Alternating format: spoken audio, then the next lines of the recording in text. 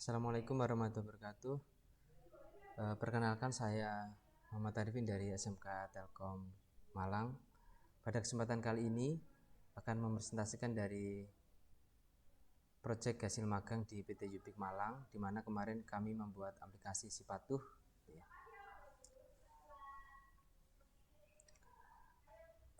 Untuk di awal ini saya jelaskan dulu tentang Sipatuh itu apa. Aplikasi Sipatuh merupakan aplikasi akademik yang mengelola data pelanggaran dan prestasi.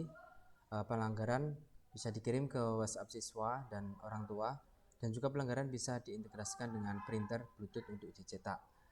Dan juga pada aplikasi ini ada fitur grafik atau rekap untuk memudahkan melihat informasi terkait pelanggaran yang terjadi pada saat hari ini. Kemudian juga hal ini akan memudahkan petugas kedisiplinan di sekolah dan orang tua untuk mengetahui kondisi anaknya di sekolah. Kemudian langkah-langkah apa aja yang sudah lakukan untuk membuat aplikasi Sipatuh ini? Yang pertama adalah pembuatan UX pada Flutterfish gitu ya. Pada Flutterfish kemarin pembuatan splash screen, kemudian halaman login, halaman dashboard, halaman siswa, kemudian kelas, pelanggaran, jenis pelanggaran, info aplikasi, setting, dan yang terakhir pembuatan drawer gitu ya. Kemudian untuk selanjutnya setelah pembuatan UI selesai, dilanjutkan untuk pembuatan database. Pada pembuatan database ini kita membuat database pada exam gitu ya, PHP admin. Kemudian kita membuat new database. Setelah itu kita import database yang sudah diberikan, maka nanti akan muncul beberapa tabel yang akan terbuat, diantaranya tabel guru, tabel siswa, tabel pelanggaran, jenis pelanggaran, jurusan, kelas, user, kemudian tingkat dan wali murid. Nah, pastinya data tabel ini nanti akan kita gunakan ya untuk di sisi backend-nya. Setelah pembuatan database selesai, kita lanjut ke PHP RAD untuk pembuatan backend-nya. Kita pastinya akan new project ya, kemudian kita milih database yang ada di PHP admin. Kemudian kalau kita sudah pilih, maka akan muncul tabel yang sudah kita buat tadi. Nah, di PHP RAD ini kita akan melakukan relasi antar tabelnya supaya nanti tabelnya itu bisa kalau kita panggil sudah ada relasinya antar tabelnya. Contohnya di siswa sama pelanggaran, jurusan dan kelas gitu ya. Kemudian kita juga perlu melakukan setting gitu ya di untuk tampilan grafiknya gitu, untuk menampilkan kategori pelanggaran. Ini untuk grafiknya nanti berupa donut gitu ya. Kemudian untuk yang hari ini berupa pie, dan yang grafik pelanggaran kelas nanti berupa grafik bar gitu ya. Kita setting di page design gitu ya. Setelah bagian ini selesai, maka kita akan melanjutkan proses selanjutnya untuk melakukan hosting ya, upload bagian kita ke dalam web hosting, dimana menggunakan 00webhost.com. Kita akan melakukan setting di sini ya, supaya tujuannya bagian kita nanti bisa kita akses secara online ya.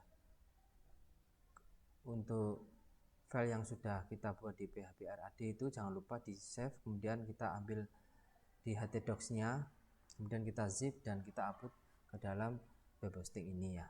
Kemudian kalau sudah selesai, kita akan melakukan tes API ya menggunakan Postman ya. Pastinya di Postman ini tujuannya adalah mengetes API yang nantinya akan kita gunakan di sisi front end-nya ya. Beberapa testing yang akan kita lakukan itu, ini hanya contohnya aja ya. Yang kemarin saya lakukan itu ada pelanggaran per kelas, kemudian pelanggaran by day, count pelanggaran, count siswa, count hari ini, dan juga pastinya login ya.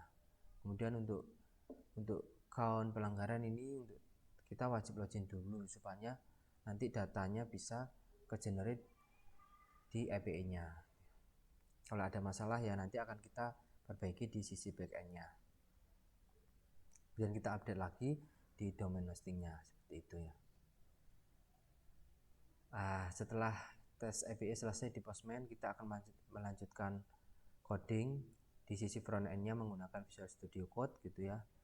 Kita implementasi dari Flutterfish tadi yang sudah di ekspor ya, kemudian kita taruh codingannya, komponen halamannya itu ke dalam library di Visual Studio Code, tapi kita buat dulu package ya, kemudian kita paste semua halamannya di situ lah. Kita di sini nanti akan ngoding beberapa tambahan ya, mungkin pengenalan API-nya, kemudian juga function-nya untuk pindah halaman gitu ya. Setelah front end selesai, kita juga akan ngerunning ya di ini. Kebetulan saya menggunakan emulator, maka tampilannya seperti ini. Mungkin itu untuk pembuatan langkah pembuatan untuk aplikasi Sipatu, mulai dari UI, kemudian backend sama front end. Selanjutnya kita akan melakukan demo aplikasinya ya.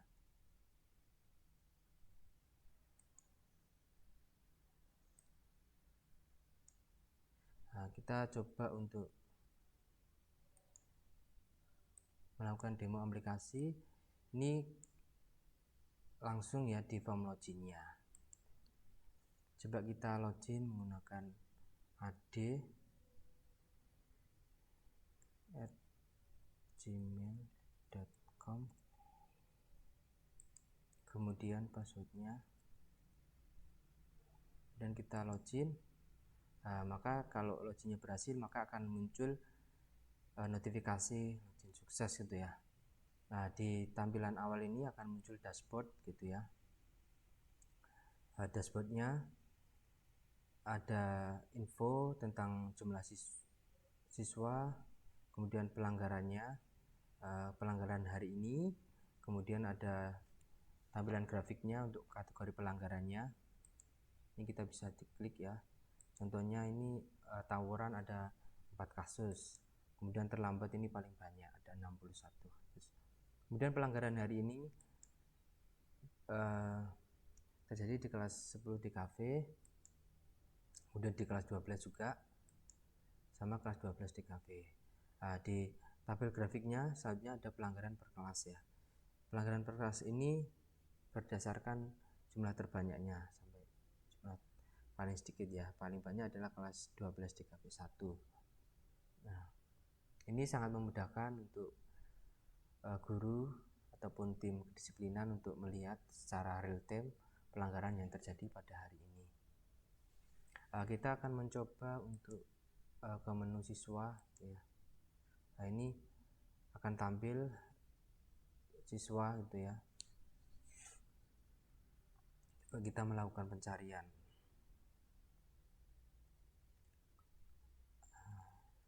Adi, contohnya Adi ya. Ini ada Asmadi Usman gitu ya.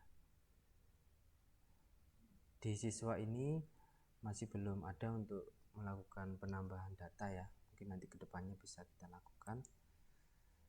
Kemudian kita ke menu kelas. Kelas ini. Kemudian untuk jenis pelanggarannya ada bullying, make up, rokok, tawuran, terlambat.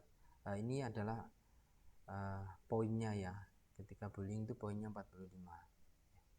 Di sini juga masih belum ada untuk ketika menginputkan data jenis pelanggaran yang lain. Mungkin nanti kedepannya akan ditambahkan. Kemudian untuk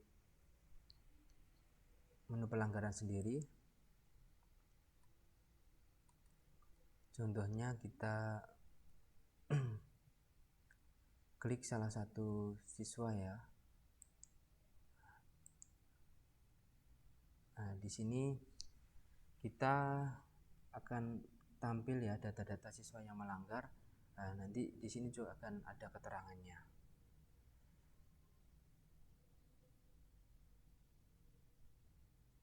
Kemudian di menu pelanggaran ini juga kita bisa melakukan action ya. Actionnya bisa mencetak print gitu ya. Mungkin tidak saya demokan karena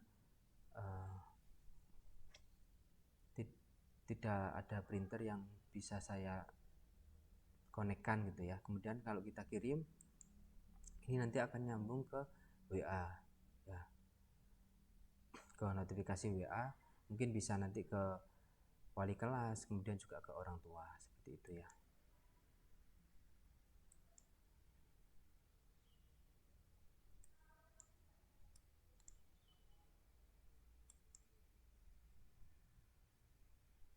Ini masih not responding ya. Saya demokan lagi Sipatu ini. Kemudian juga ada menu untuk setting ya. Ini untuk ngetes print ya yang terhubung gitu ya. Nah, ini tidak ada printer yang terhubung, jadi belum saya demokan secara langsung. Ini juga bisa kita atur untuk tambah pengaturan cetak printernya nanti berapa baris gitu ya.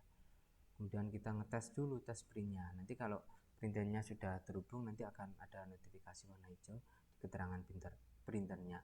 Ataupun kita juga bisa menyimpannya. Nah, ini berhasil.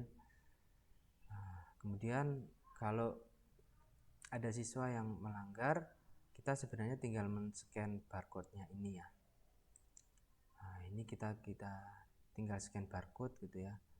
Barcode ini nanti yang mungkin nanti ke depan bisa di kartu siswa gitu ya. Kemudian kita tinggal scan barcode-nya, nanti akan muncul data siswa itu, kita tinggal menambahkan pelanggaran. Nah, ini masih belum bisa saya demokan,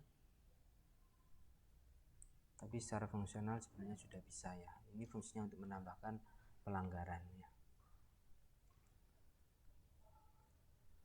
Kemudian yang terakhir untuk info aplikasi, nah, ini kedepannya bisa saya kembangkan lebih baik lagi untuk sesuai dengan kebutuhan di sekolah ya.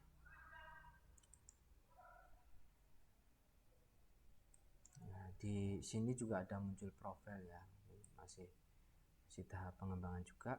Harapannya nanti muncul nama sama emailnya ya, login. Mungkin itu untuk penjelasan demo aplikasi yang bisa saya jelaskan. Terima kasih atas perhatiannya.